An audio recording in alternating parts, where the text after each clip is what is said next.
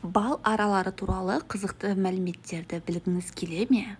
Аралар құмырсқаларға ұқсас, өйткені олар өте еңбекқор.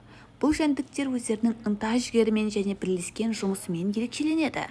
Егер ара болмаса, біз бал сияқты пайдалы және дәмді тағам туралы білмейтін едік. Өмір сүру ұзақтығы 40 күннен аспайды. Осы уақыт ішінде ол бірнеше маңызды тапсырманы орындайды. Алдымен жатырдағы ұяшықтарды тазартады, содан соң ұяға таза ауаның келіп тұруын қамтамасыз етеді. Тек өмірінің соңында ғана бал шығарады. Бір қасық балды табу үшін 200 ара күні бойы жұмыс істеуі керек.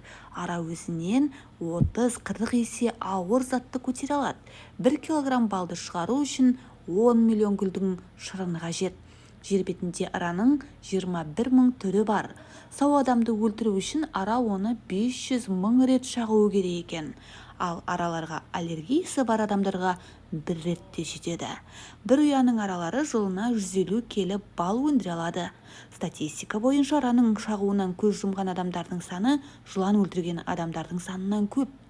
Араның уын медицинада қолданады.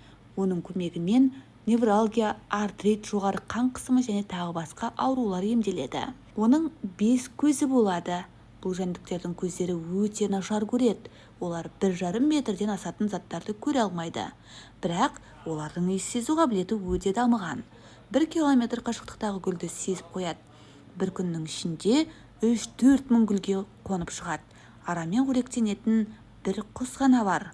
Ол сары шымшық. Аралар адамдардан 50-60 мың жыл бұрын пайда болған. Ең кішкентай араның көлемі 2,1 миллиметр ғана.